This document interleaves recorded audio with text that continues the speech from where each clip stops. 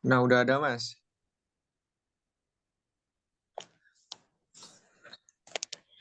Oke. Assalamualaikum warahmatullahi wabarakatuh. Eh, kami Waalaikumsalam warahmatullahi wabarakatuh. kami akan mempresentasikan tentang materi pemeriksaan transmisi manual. Di sini kami beranggotakan dua orang. Ada saya, Arya Nusantara Wahyu Putra, dan teman saya. Saya Desti Arisna Bayu Saputra.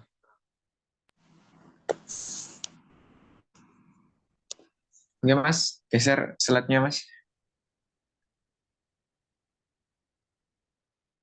Pendahuluan. Ada beberapa alasan membongkar transmisi. Sebagai contoh adalah adanya suara yang tidak normal atau perpindahan gear yang keras. Akan tetapi sebelum pembongkaran, Anda harus memeriksa penyebab-penyebab yang mungkin terjadi di luar transmisi.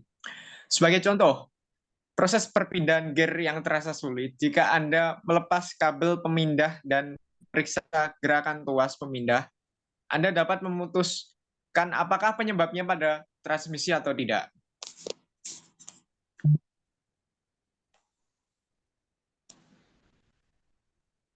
Kita lanjut ke pemeriksaan komponen transmisi.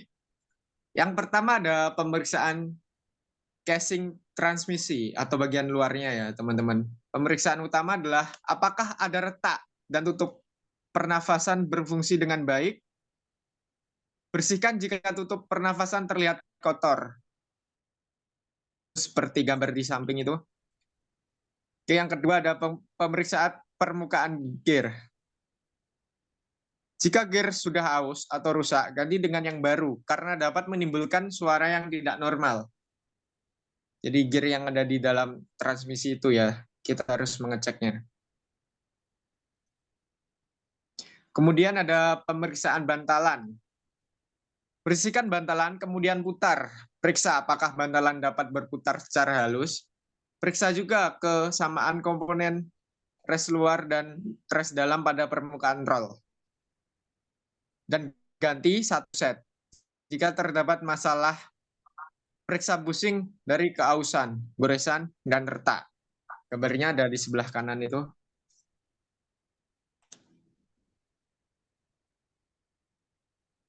Oke, selanjutnya akan diteruskan oleh teman saya.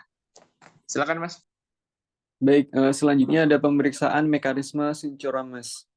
Yang pertama yaitu harus mengukur celah antara stronizer ring dan gear pasangannya.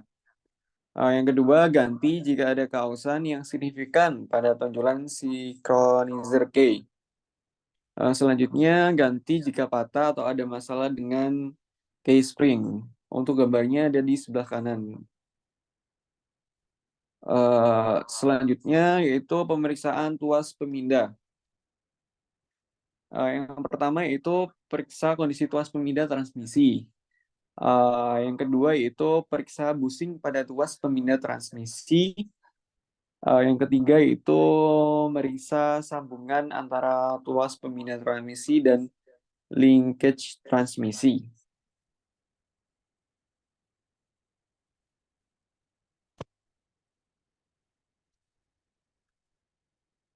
Baik, untuk selanjutnya itu pemeriksaan garpu pemindah atau nama lainnya yaitu Searfork.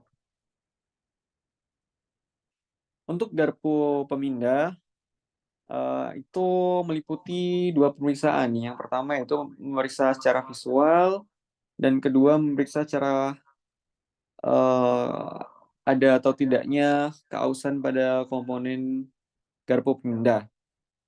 Nah, pemeriksaan visual ini untuk memastikan tidak ada retak atau kerusakan pada struktur fisiknya.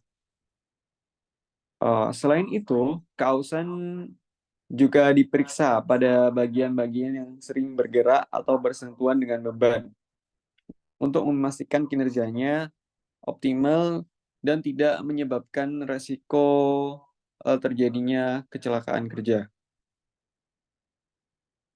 Selanjutnya ada pemeriksaan komponen pada mekanisme interlock dan mekanisme pencegahan terlepasnya gear. Untuk memeriksa mekanisme penjagaan terlepasnya gear, pertama pastikan untuk memastikan peralatan dan amankan mesin agar tidak beroperasi. Kemudian lakukan pemeriksaan secara visual secara menyeluruh pada komponen-komponen seperti pin interlock, pegas atau spring, dan bola pengunci. Perhatikan apakah tanda-tanda kerusakan seperti retak, adanya keausan, ataupun patah, eh, atau bisa jadi adanya korosi pada komponen tersebut. Nah, pastikan semua komponen terpasang dengan benar. Jika ada kerusakan yang terdeteksi, maka kita harus menggantinya.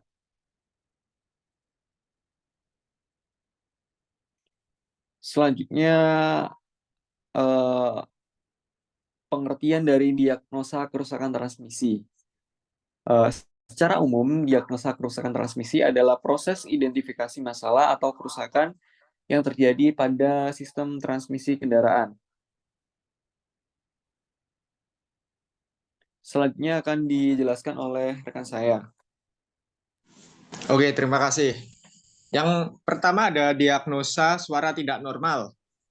Diagnosa kerusakan transmisi berupa suara tidak normal pada kendaraan melibatkan pengidentifikasian suara yang tidak biasa atau tidak wajar yang muncul saat transmisi beroperasi. Jadi kita dengarkan suara aneh atau mengganggu itu biasanya merupakan ciri-ciri suara tidak normal pada transmisi.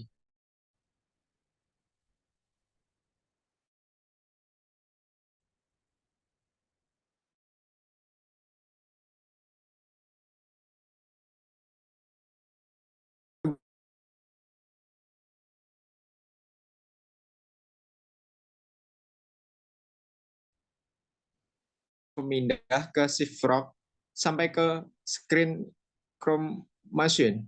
Jika kabel atau kawat yang mengatur perpindahan air dilepas kemudian tuas digerakkan, ternyata gerakan keras atau kaku, maka kemungkinan terjadi pada nomor.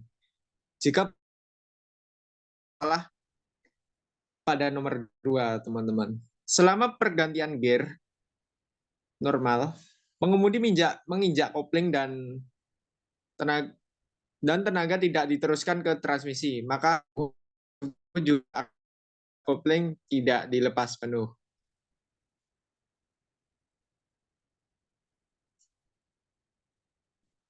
Oke, cukup sekian presentasi dari kelompok kita.